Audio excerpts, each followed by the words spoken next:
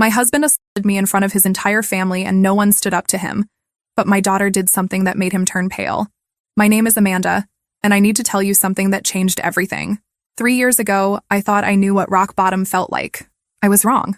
It was Thanksgiving 2021, and I was standing in my own dining room, my cheek burning from the slap that had just echoed through the house. The turkey I'd spent 4 hours preparing sat untouched on the table, surrounded by his family members who were looking at me with a mixture of satisfaction and disgust. "Maybe now you'll learn some respect," his mother said, dabbing her mouth with the cloth napkin I'd ironed that morning. "A woman should know her place." His sister nodded approvingly. "Poor Marcus has been dealing with this attitude for years. We've been telling him he's too patient with you." I stood there, my hand pressed against my stinging cheek, feeling smaller than I ever had in my 32 years.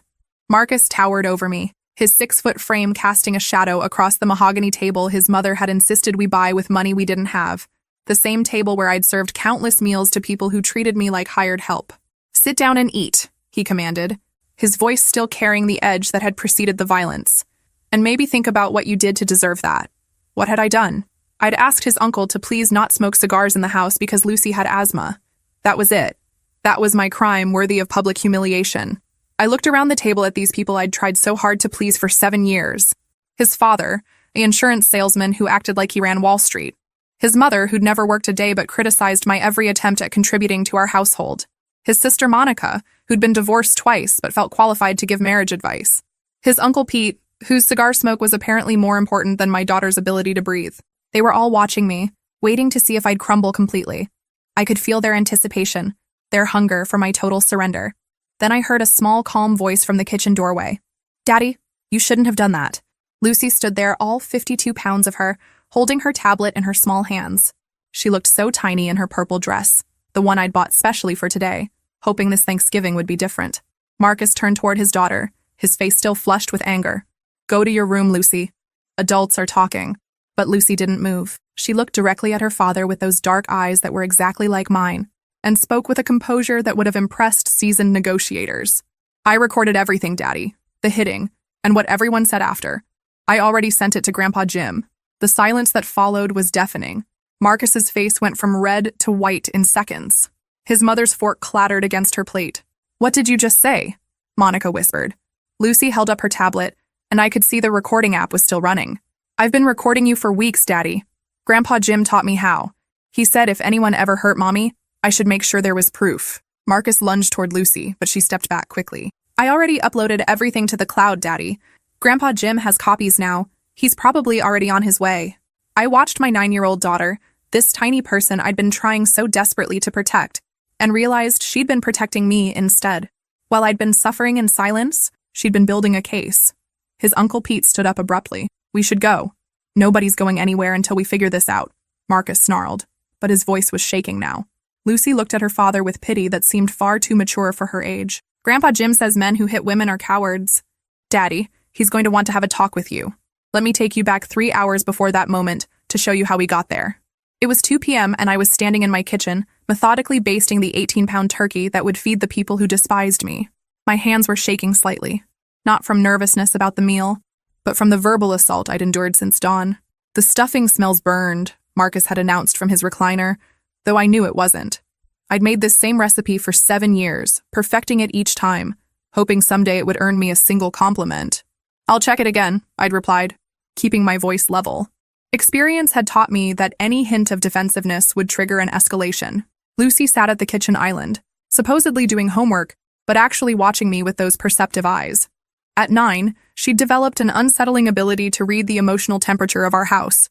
She knew that when Daddy's voice carried that particular edge, when Mommy's shoulders tensed in that specific way, trouble was coming. "Mama," she whispered when Marcus went upstairs to shower, "your face is doing that thing again." I touched my jaw, realizing I'd been clenching it so tightly my teeth ached. "What thing, baby?" "The scared thing, like when you're trying not to cry." I knelt beside her chair, smoothing her dark hair that was so much like my own. "I'm just tired, sweetheart. Big dinners are a lot of work." But Lucy wasn't buying it. She'd inherited my intuition along with my eyes, and at 9, she was already more emotionally intelligent than her father would ever be. "He's going to be mean to you today," she said matter-of-factly, coloring in her math worksheet with purple crayon. "Grandma Patricia called this morning. I heard her say you better not embarrass the family." My heart sank. I'd hoped Marcus's mother would skip this year, maybe visit Monica instead, but Patricia never missed an opportunity to remind me of my inadequacies in front of an audience. Lucy, you don't need to worry about grown-up stuff, I said. Though we both knew she'd been worrying about grown-up stuff since she was old enough to understand that other daddies didn't make their mommies flinch. Marcus's footsteps thundered down the stairs, and Lucy immediately straightened in her chair, pencil poised over her homework like a shield. We'd both learned to recognize his moods by the sound of his approach. "Why does it smell like something's burning down here?" he demanded, though nothing was burning. "I don't smell anything burning," I said carefully. "Are you calling me a liar, Amanda?" This was the trap, the one I fell into every time despite knowing better. If I agreed with him, I was admitting incompetence. If I disagreed, I was challenging his authority. There was no right answer. "No, Marcus. I'll double-check everything." He walked to the stove and lifted the lid off the green bean casserole, making a show of waving away imaginary smoke. "Jesus Christ, Amanda. My family's going to think I married someone who can't even cook." Lucy's crayon pressed harder against her paper, and I saw her jaw clench the same way mine did. She was learning to carry tension in her little body, preparing for the explosion that might or might not come. "The beans look perfect, Daddy," Lucy said quietly, her voice carefully neutral. Marcus's attention shifted to his daughter. "Did I ask for your opinion?" "No, sir." "Then keep it to yourself." I watched my daughter's face close off, watched her retreat into that careful blankness she'd perfected as a survival mechanism. At 9 years old, she was already an expert at making herself small and invisible when the emotional weather turned dangerous. The doorbell rang and Marcus immediately transformed. His face relaxed into the charming smile he reserved for outsiders, his voice dropping to the warm, reasonable tone that had fooled me when we first met. "That must be Mom and Dad," he said, kissing my forehead like a loving husband. "You look beautiful, honey." I almost laughed at the performance. In the span of 30 seconds, he'd morphed from my tormentor into my devoted partner, ready to play the role of the perfect son-in-law. Lucy watched this transformation with clinical interest, and I realized she was studying him, learning his patterns, cataloging his behaviors like a tiny anthropologist documenting a dangerous species. "Mama," she whispered as Marcus went to answer the door, "do you want me to stay close to you today?" My 9-year-old daughter was offering to be my bodyguard, and the terrible thing was, I almost said yes. They came through my front door like a conquering army, armed with cutting remarks disguised as concern and criticism, wrapped in false affection. Patricia, Marcus's mother, swept in wearing her favorite weapon, a cream-colored suit that probably cost more than my monthly grocery budget. She air-kissed my cheeks while scanning my appearance with the thoroughness of a building inspector looking for code violations. "Amanda, dear," she said, her voice dripping with artificial sweetness. "You look tired. Are you sleeping enough?" It was her opening move, disguised as maternal concern, but designed to plant the seed that I looked haggard, worn down, insufficient for her precious son. Marcus's father, Robert, followed behind her, already reaching for his phone to check the stock market, because apparently even Thanksgiving couldn't compete with his portfolio's performance. He managed a grunt of acknowledgement in my direction before settling into what had become his chair in my living room, but it was Monica who brought the real artillery. Marcus's 35-year-old sister had perfected the art of the backhanded compliment, and she deployed her first strike before she'd even removed her coat. "Oh, Amanda, you kept the same hairstyle. How consistent of you. I just got mine done at that new salon in downtown. You know, the expensive one. It's amazing what a good cut can do for a woman's confidence." Lucy appeared beside me, pressing against my legs like she was trying to shield me with her small body. Monica noticed and smiled the way people smile when they see something pathetic trying to be brave. "And here's our little Lucy. My goodness, child, you've gotten so serious looking. Are you eating enough? You seem thin." Within 5 minutes, Monica had criticized my parenting by implying I wasn't feeding my daughter properly. It was masterful in its efficiency. Uncle Pete wandered in last, already lighting a cigar despite the fact that we were indoors and Lucy had asthma.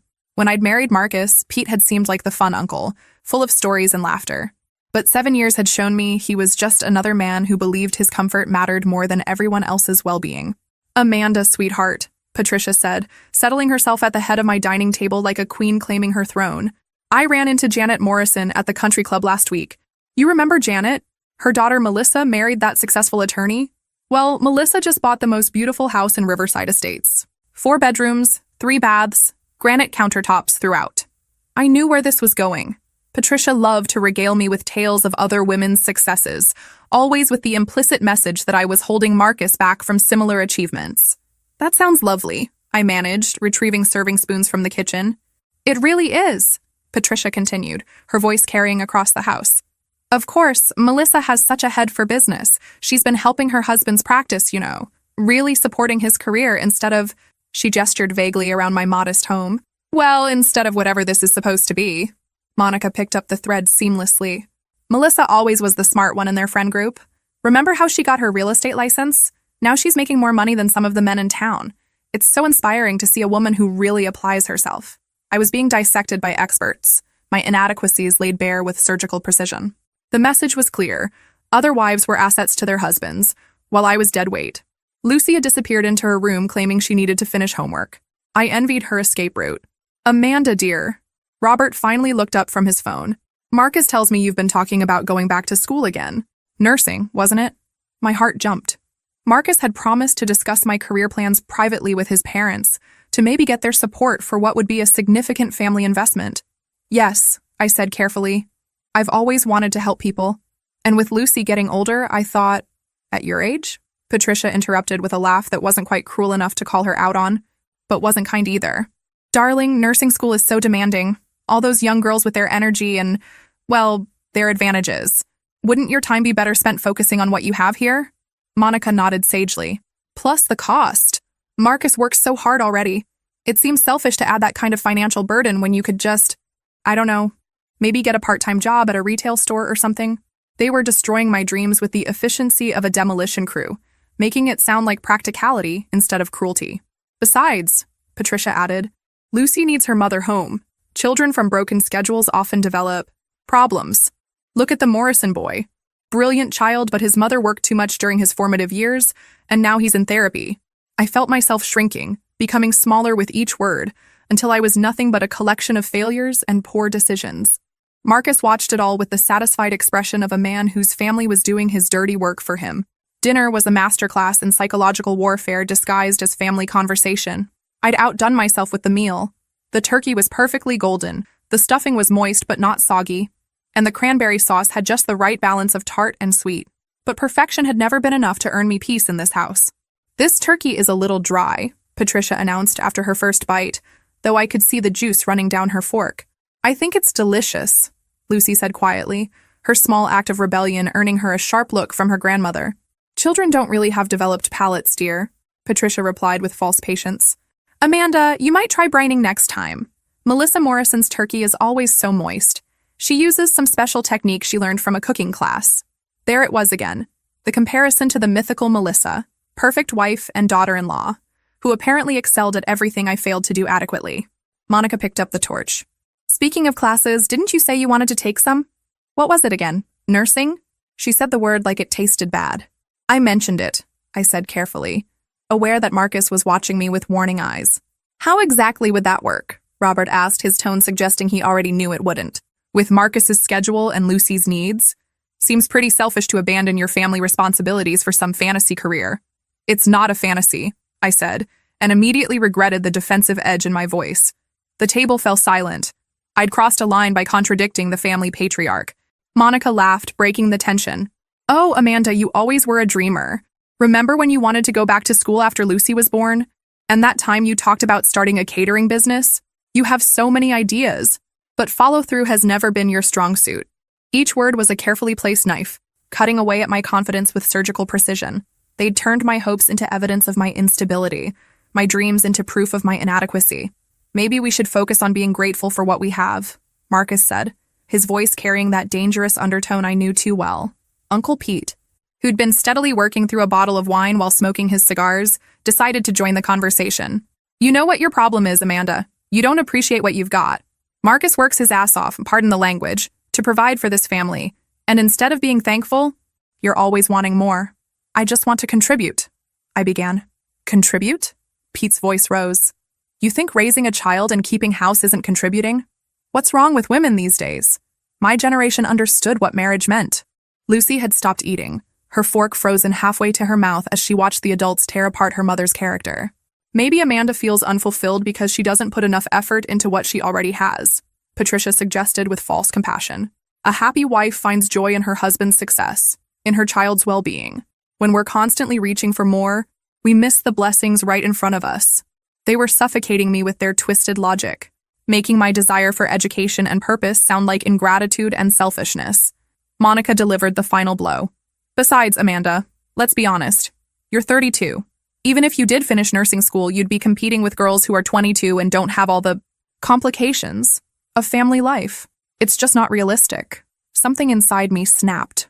Not the explosive kind of snap that leads to dramatic confrontations, but the quiet kind that happens when you finally see clearly through years of carefully constructed gaslighting. You know what? I said, my voice steady despite the rage building in my chest. I'm 32, not 92, and maybe those 22-year-olds don't have my life experience, my motivation, or my understanding of what really matters. The silence that followed was arctic. Marcus's face flushed red. Amanda. His voice carried a warning that anyone else would have heeded.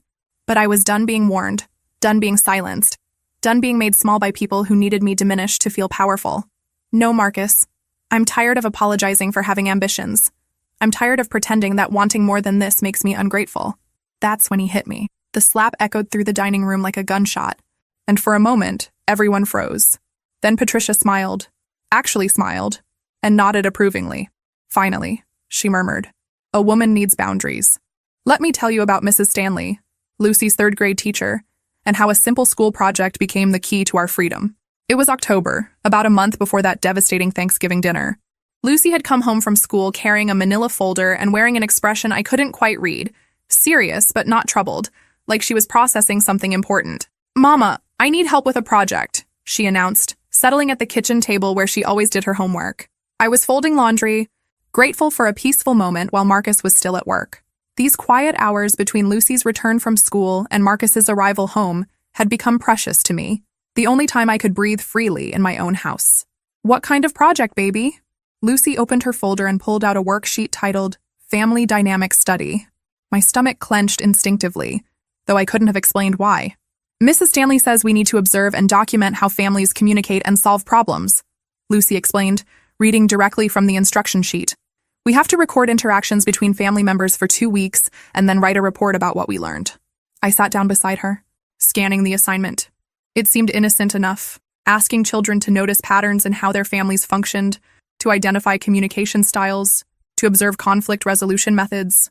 Mrs. Stanley says some families are really good at talking through disagreements, and some families have different approaches, Lucy continued, her 9-year-old brain clearly working through concepts that were more complex than typical third-grade material. What exactly does she want you to record? I asked, though part of me already suspected where this was heading. Lucy flipped to the next page, which contained detailed instructions about documentation methods. Students could write journals, create charts, or even use technology like tablets or phones to record family conversations. With permission, of course. She says it's important to capture real interactions, not just what we think happens, Lucy said, her dark eyes meeting mine. Sometimes families don't realize their own patterns until someone outside points them out. I felt a chill run down my spine.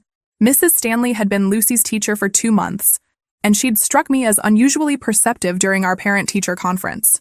She'd asked careful questions about Lucy's home life, noting that my daughter seemed hypervigilant and unusually mature for her age. Did Mrs. Stanley say anything else about this project? I asked. Lucy nodded. She said some kids might discover things about their families that surprise them, and if anyone feels unsafe or uncomfortable with what they observe, they should talk to her privately. The woman was brilliant. Without directly asking children to report abuse, she'd created a legitimate academic framework for them to document and seek help for unhealthy family situations. She also said we can share our recordings with other family members if we want to, Lucy added. Like if we want to show our observations to grandparents or aunts and uncles who might be interested in family patterns. I stared at my daughter. This wise little person who seemed to understand the implications of this assignment better than most adults would. Lucy, I said carefully. You know, Daddy sometimes gets frustrated when he's tired from work, right? She nodded solemnly. I know, Mama. Mrs. Stanley says all families have stress, but healthy families find ways to manage it without hurting each other. Without hurting each other. The phrase hung in the air between us like a revelation. Would you like me to help you with this project? I offered, though I wasn't sure I was ready for what we might discover. Lucy's face lit up with something I hadn't seen in months. Genuine excitement mixed with hope. Yes. Mrs. Stanley says the most important thing is being honest about what we see, even if it's uncomfortable. That afternoon, while Marcus was still at work, Lucy and I set up her documentation system. She decided to use her tablet to record interactions, with backup notes in a composition journal. We practiced with harmless conversations, discussing homework, planning weekend activities, talking about her day at school. But even in these innocent moments, I noticed patterns I'd never consciously acknowledged. How my voice automatically became smaller and more careful when we heard Marcus's car in the driveway. How Lucy instinctively moved closer to me when his footsteps approached. How both of us unconsciously braced for criticism or conflict. "Mama," Lucy said as we finished setting up her observation materials, "Grandpa Jim called yesterday when you were at the store. My father had been checking in more frequently lately, though he lived 3 states away. A retired Army colonel, he had an uncanny ability to sense when something was wrong with his family. What did you two talk about?" Lucy looked at me with those old eyes in her young face. I asked him a hypothetical question. "What kind of hypothetical question?" I asked him what he would do if someone was hurting you. 2 weeks after Lucy began her school project, she asked me to sit with her in her bedroom after dinner. Marcus was downstairs watching television, his mood relatively stable after a good day at work, which meant we could speak freely without risk. Lucy closed her bedroom door and pulled out a small wooden box she kept on her bookshelf, the same box where she stored her most treasured possessions.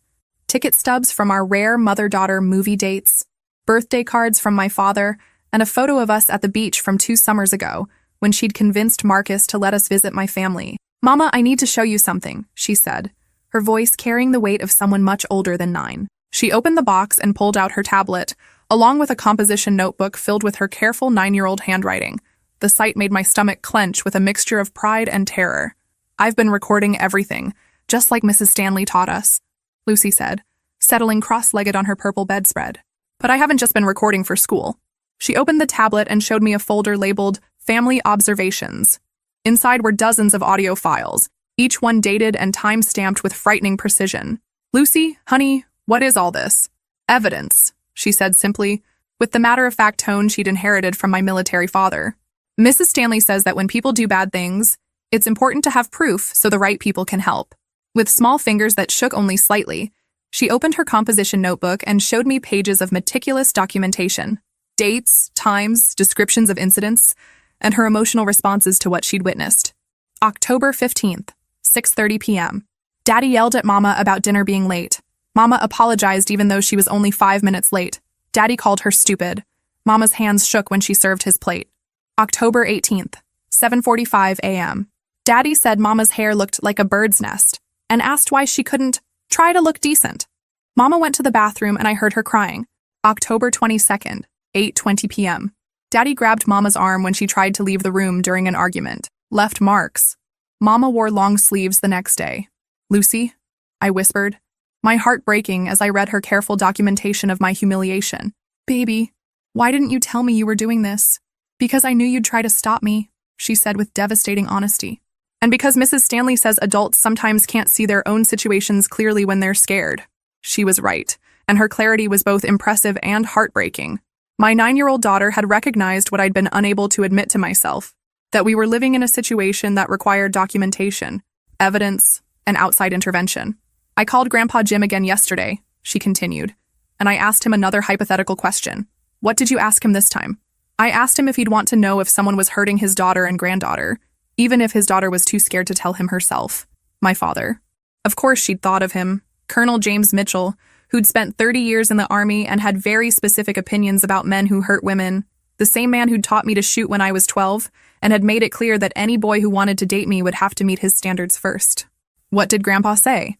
Lucy's face grew serious. "He said any man who hurts his family is a coward and a criminal. He said if someone was hurting us, he'd want proof so he could make sure it stopped forever." "Lucy, sweetheart, this is a very grown-up situation." "Mama, I'm already living in a grown-up situation," she interrupted, her voice steady but sad. "I've been tiptoeing around Daddy's moods since I was little. I've been watching him hurt you and learning to be quiet so he won't hurt me too. I'm already grown up in all the ways that matter." She was right, and the truth of it cut through me like a blade. She pulled out another notebook. This one's smaller and bound with a rubber band. I also made copies of everything and hid them in different places. One set is in my locker at school, one is with Mrs. Stanley, and one is uploaded to an email account that only Grandpa Jim and I know about. My 9-year-old had created a comprehensive evidence preservation system that would impress federal investigators. "Lucy, what's your plan with all this?" She looked at me with eyes that held both love and determination. "I'm waiting for the right moment, Mama. When Daddy does something really bad in front of witnesses, when there's no way for anyone to pretend it didn't happen or wasn't that serious. And then, Then I'm going to make sure everyone knows the truth. And I'm going to make sure Grandpa Jim can protect us the way he's always wanted to. My father had always been perceptive, but Lucy's phone call the next evening took his awareness to a whole new level. I was in the kitchen preparing dinner when I heard her talking quietly in the living room. Marcus was working late again, which had become more common as his frustration with life at home intensified. "Hi, Grandpa Jim," Lucy said, her voice carrying that careful neutrality she'd perfected for difficult conversations. "I wanted to ask you something for my school project about families." I moved closer to the doorway, pretending to organize the mail while listening to my daughter's half of the conversation. "Well, I'm supposed to learn about how different families solve problems," she continued. "So I was wondering, if someone in a family was being mean to someone else, like really mean, what would you do?" There was a long pause as my father responded. I could imagine his face, the way his jaw tightened when he sensed trouble brewing around the people he loved. "But what if the person being mean was bigger and stronger?" Lucy asked. "And what if the person being hurt was too scared to ask for help?" Another pause. Lucy was walking a tightrope, gathering information while maintaining the pretense that this was academic curiosity. "Hypothetically," she said, using a word that seemed too sophisticated for a 9-year-old, but fit perfectly with her precocious intelligence. "If someone was hurting you and Mama, would you want to know? Even if we didn't tell you directly?" I had to grip the doorframe to keep from sinking to my knees. My daughter was reaching out to her grandfather, creating a bridge between our isolation and the help we desperately needed. "Okay," Lucy said, her voice brightening slightly. "And if someone did want to tell you about something bad happening, how would they do it? Like, what kind of proof would help you understand?" The conversation continued for another 10 minutes, with Lucy asking increasingly specific questions disguised as academic curiosity. By the time she hung up, she'd essentially created an instruction manual for reporting domestic abuse to a retired military officer. "Mama," she called softly, "can you come here?" I found her sitting on the couch, looking simultaneously like a little girl and like someone carrying the weight of adult responsibilities. "Grandpa Jim wants to talk to you," she said, handing me the phone. My father's voice was gentle, but carried an edge I recognized from my childhood, the tone he used when he was preparing for battle. "Amanda, sweetheart, Lucy's been asking some very interesting questions about family dynamics." "Has she?" I tried to keep my voice light, but my father had known me for 32 years. Questions that sound less like school curiosity and more like someone trying to figure out how to report a serious problem. The silence stretched between us across 3 states and 7 years of carefully maintained lies. "Dad, everything's fine here. Lucy just takes her schoolwork very seriously and—" "Amanda." His voice was quiet but firm. "I didn't spend 30 years in the army without learning to read between the lines.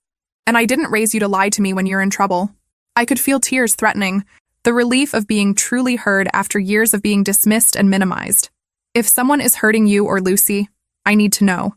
And if you can't tell me directly, then I need you to understand that there are other ways to communicate." "Other ways?" Lucy mentioned this school project involves documentation, recording family interactions. If someone were to share those recordings with me, I'd know exactly what to do with them. My father was giving me permission to ask for help without having to find the courage to ask directly. He was creating a safety net for both Lucy and me.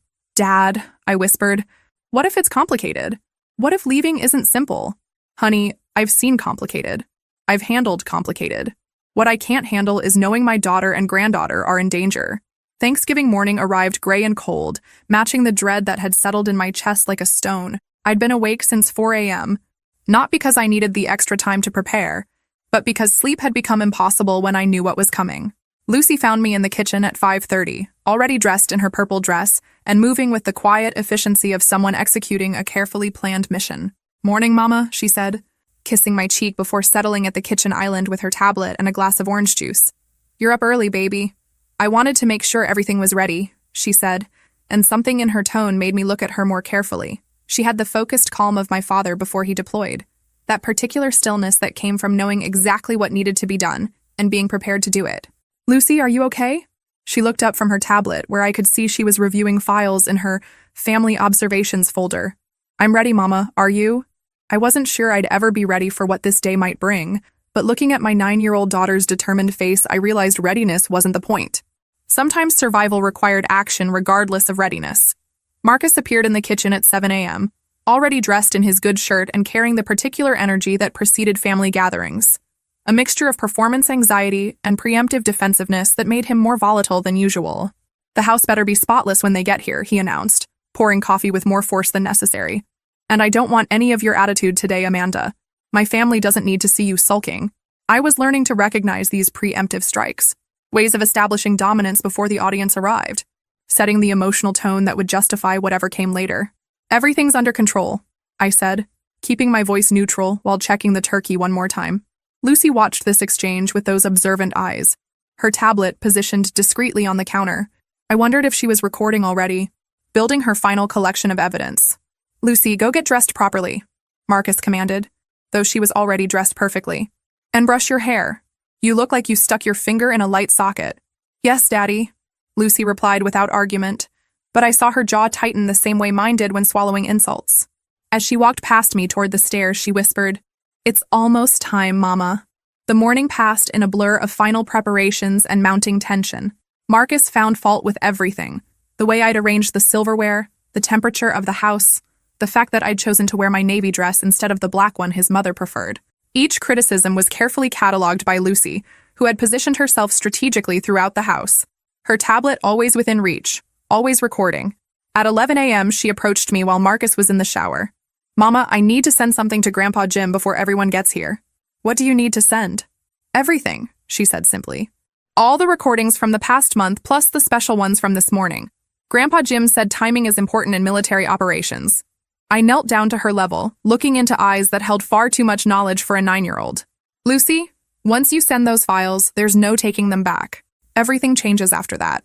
She nodded solemnly. I know, Mama, but keeping secrets about bad things doesn't make them stop. It just makes them worse. With steady fingers, she composed an email to my father. The subject line read, Family Project, Final Documentation. The message was brief. Grandpa Jim, here are all my observations for my school project about family communication. I think you'll find them very educational. Love, Lucy. P.S. We might need that help we talked about soon. She hit send at 11:47 a.m., 13 minutes before Marcus's family was due to arrive. It's done, she announced, closing her tablet and looking at me with a mixture of relief and determination. Now we wait for the right moment. The silence that followed Lucy's announcement stretched like a held breath. Marcus's family sat frozen around my dining table, their faces cycling through disbelief, panic, and fury. Marcus himself had gone completely white, his hands still raised from where he'd struck me moments before. The confident patriarch who'd been terrorizing his family suddenly looked like a frightened child who'd been caught breaking something valuable. What exactly did you send your grandfather? Patricia asked, her voice barely controlled.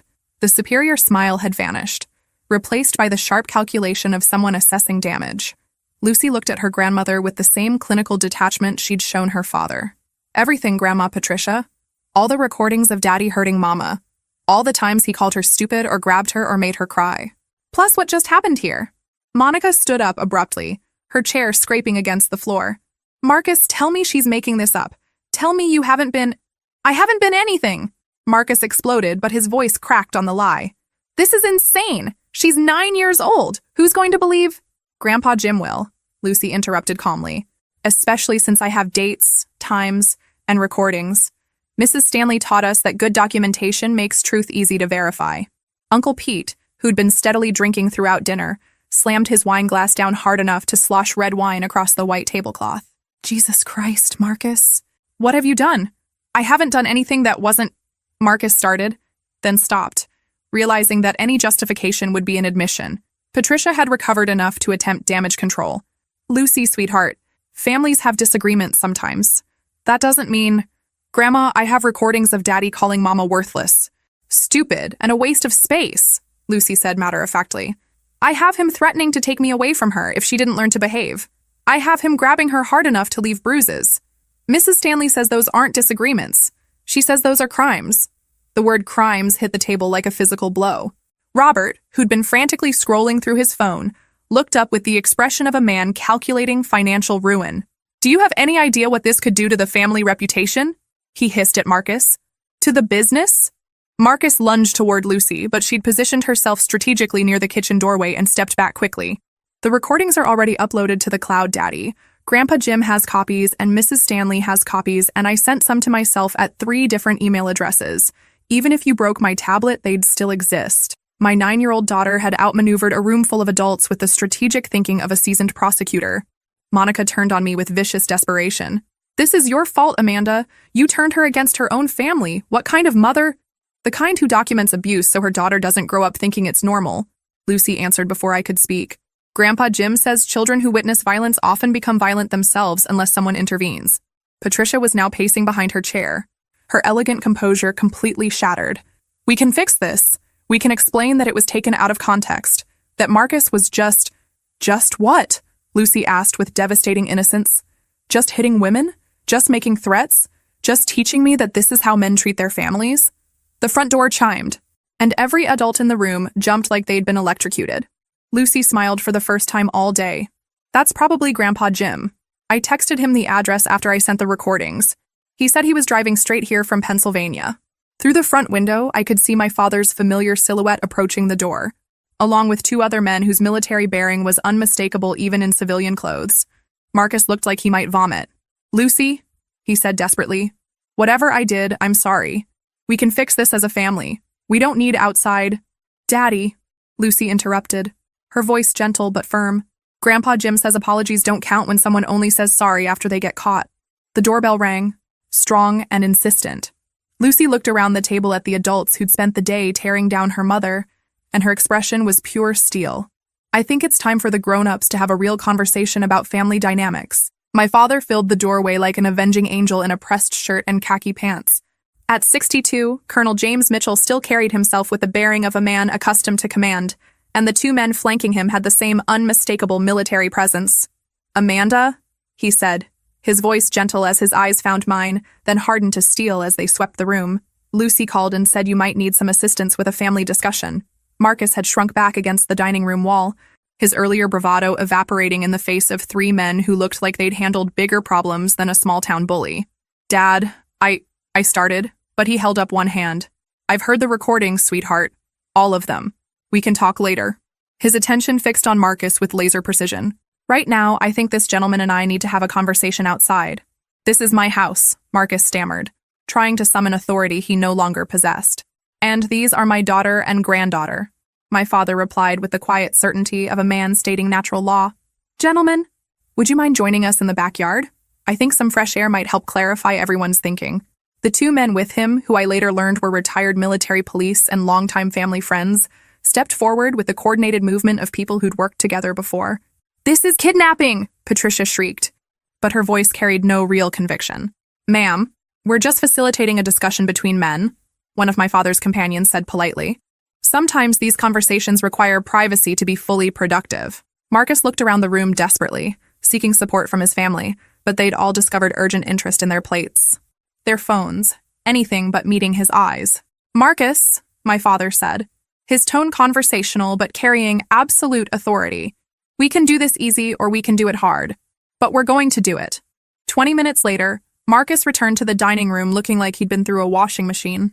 His shirt was dirty, there was grass in his hair, and he was walking with the careful gait of someone who'd recently learned some hard lessons about physics. My father and his friends followed, looking perfectly composed except for my father's slightly scuffed knuckles. Marcus has some things he'd like to discuss with everyone, my father announced pleasantly. Marcus cleared his throat, his voice noticeably hoarse. I'm going to be moving out, tonight, and I'll be signing divorce papers, with a very generous settlement for Amanda and Lucy.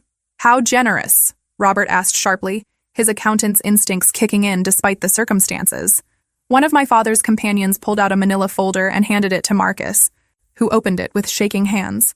The house is Amanda's, free and clear, Marcus read in a voice barely above a whisper. Full custody of Lucy to Amanda, with supervised visitation only after completion of court-mandated counseling.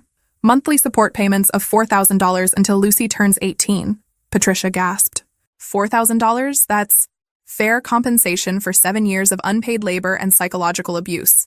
My father finished calmly. Plus, there's a clause about Lucy's college fund. Marcus will be contributing $25,000 annually until she graduates. Marcus continued reading with the enthusiasm of a man reading his own execution warrant. I waive any claim to retirement accounts, savings, or other assets. I agree to attend anger management and domestic violence counseling. I acknowledge that any violation of these terms or any contact with Amanda or Lucy outside of supervised visitation will result in... He trailed off, apparently unwilling to finish the sentence. Will result in what? Monica demanded. My father smiled, and it wasn't a friendly expression. Let's just say Marcus and I have reached an understanding about the consequences of future bad behavior. Uncle Pete, whose cigar had gone out during the outdoor discussion, was staring at Marcus with something approaching respect for the first time I'd ever witnessed. "Jesus, Marcus, just sign it," he muttered. "Cut your losses." Marcus looked around the table one more time, searching for allies who were no longer there. His family had already begun the process of distancing themselves from him, protecting their own interests now that his behavior had become a liability instead of an amusing character flaw. "I'll need a pen," he said quietly. Lucy, who'd been watching the entire proceeding with the fascination of someone seeing justice served in real time, handed her father a purple crayon from her school supplies. "Use this, Daddy," she said with perfect innocence. "It's the same color as my dress." 6 months after that Thanksgiving dinner, Lucy and I were sitting in our kitchen now, reviewing acceptance letters from 3 different nursing programs. The house felt completely different without Marcus's oppressive presence. Colors seemed brighter, sounds seemed softer, and for the first time in years I could breathe freely in my own home. We'd redecorated Lucy's room in shades of purple and silver, and I'd turned Marcus's former man cave into a study space where I could do my coursework. "I think you should choose Metropolitan Community College," Lucy said, spreading the brochures across the kitchen table with the same methodical attention she'd given to documenting our old life. "Their clinical rotation program has the best hospital partnerships." At 10 years old, my daughter had become my most trusted advisor, though she was finally acting more like a child and less like a tiny war strategist. "How do you know about clinical rotations?" I asked, marveling at her research skills. I called and asked. I told them my mom was applying and I wanted to make sure she picked the best program. She grinned. The admissions counselor thought I was really mature for my age. I was starting classes in the fall, using the generous divorce settlement to finally pursue the dream that had been deferred for so long. Marcus's monthly payments, combined with my part-time job at a local clinic, meant we could live comfortably while I focused on my education. The transformation in both of us had been remarkable. Lucy had blossomed into a confident, curious child who no longer flinched at raised voices or watched doorways for signs of danger. Her teacher, Mrs. Stanley, had become not just an educator, but a family friend, checking in regularly and celebrating each milestone in our recovery. "Mom," Lucy said, using the more grown-up title she'd recently adopted, "I got a letter today, too." She handed me an official-looking envelope addressed to Lucy Mitchell Henderson. Inside was a certificate of recognition from the County Child Protection Services, acknowledging her courage and initiative in protecting family safety. "They want me to speak at a conference for teachers and social workers," she explained, about recognizing signs of domestic violence and how to help kids document unsafe situations. My brave girl was turning her traumatic experience into a tool for helping others. The strength she'd shown during our darkest times was now being channeled into advocacy and education. The doorbell rang, and Lucy jumped up to answer it. Through the window, I could see Marcus's sedan parked at the curb, his supervised visitation day. The court-mandated counseling had begun to show some effects. Marcus was more subdued now, careful with his words and movements around Lucy.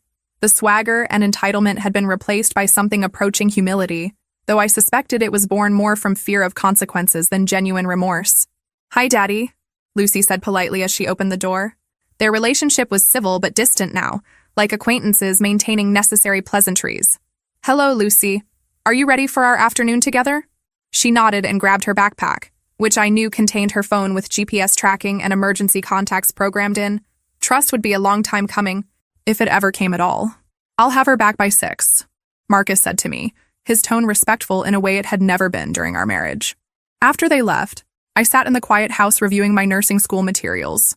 The prerequisites I'd needed to complete had been challenging, but manageable, and I'd surprised myself by earning A's in anatomy, chemistry, and psychology. My phone buzzed with a text from my father. "How's my college girl doing today?" Dad had stayed for 2 weeks after Thanksgiving, helping us transition and making sure Marcus understood the permanence of the new arrangements.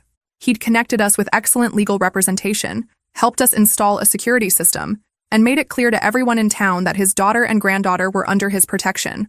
The legal proceedings had been swift and decisive. Marcus's family, faced with the reality of documented abuse and potential criminal charges, had pressured him to accept the divorce terms without contest. They distanced themselves from the situation completely, and we hadn't heard from any of them since the papers were signed. I texted back, "Starting clinical rotations next month. Your granddaughter helped me pick the best program." His response was immediate. "That girl's going to run the world someday, just like her mother." For the first time in 7 years, I was beginning to believe that might be true. 3 years after that Thanksgiving dinner, I'm sitting in my graduation cap and gown, watching Lucy beam with pride from the audience as I crossed the stage to receive my nursing degree. At 12, she's grown into a poised young woman who carries herself with the confidence of someone who knows she can handle whatever life throws at her. The wooden box where she once stored her evidence now holds different treasures: awards from school, photos from our travels to visit my father, and letters from other children who've reached out after hearing her speak at conferences. But she still keeps those original recordings, stored securely in multiple locations. Just in case, she tells me when I ask why she maintains such detailed backup systems. And because other kids need to know that documentation works, that adults will listen if you have proof. She's become something of a legend in child advocacy circles, the 9-year-old who outsmarted a room full of abusive adults and created a blueprint for other children in similar situations. Schools now invite her to train teachers on recognizing signs of domestic violence, and she speaks with the authority of someone who's lived through the unthinkable and emerged stronger. Marcus fulfilled his legal obligations for exactly 18 months before violating the restraint order. He'd been drinking, a problem that had worsened after his family disowned him, and decided to confront me at the hospital where I was doing my clinical rotations. Security cameras captured everything, and my father's friends ensured he understood that his second chance had been his last chance. He served 2 years in prison and moved to another state after his release. His support payments now come through a court-administered account, and we haven't seen him since Lucy's 10th birthday, when he sent a card she threw away unopened. His family scattered like leaves after the scandal. Patricia moved to Florida to live with her sister, claiming the stress had damaged her health. Monica remarried and moved to California, desperate to distance herself from the family name. Uncle Pete died of a heart attack a year later, and Robert's insurance business never recovered from the reputational damage. The house that once felt like a prison has become our sanctuary. Lucy and I host study groups here now. She for her accelerated academic program, me for my nursing board certification prep. The dining room where I was humiliated now echoes with laughter and animated discussions about literature, science, and Lucy's newest passion, law. I want to be a prosecutor, she announced recently.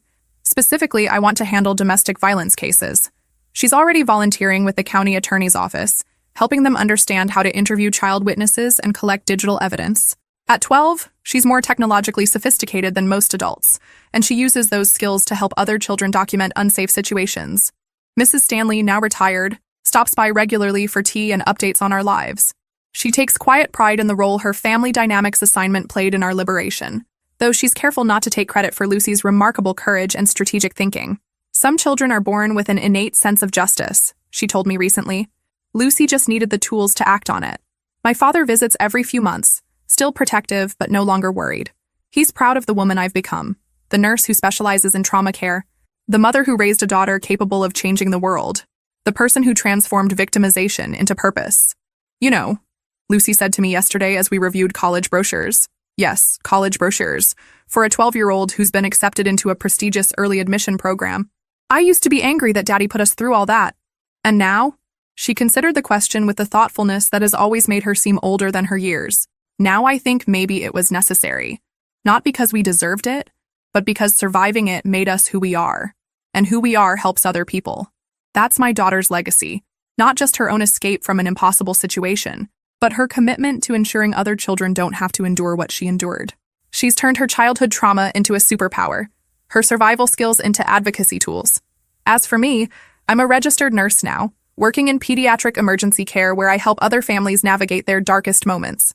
I see Lucy's influence in every case I handle, her voice in every safety plan I help create. We're not the same people we were that Thanksgiving morning when everything changed. We're stronger, wiser, and utterly unashamed of the journey that brought us here. Sometimes Lucy still pulls out her tablet and pretends to record family conversations, but now it's a game, a reminder of how far we've come. The little girl who once documented abuse to save her family is now a young woman documenting success, joy, and the infinite possibility that opens up when you refuse to accept that suffering is your only option. We survived, we thrived, and we're making sure others can do the same. That's how this story ends, not with revenge, but with transformation, not with bitterness, but with purpose. Not with silence, but with the knowledge that sometimes the smallest voice in the room can change everything.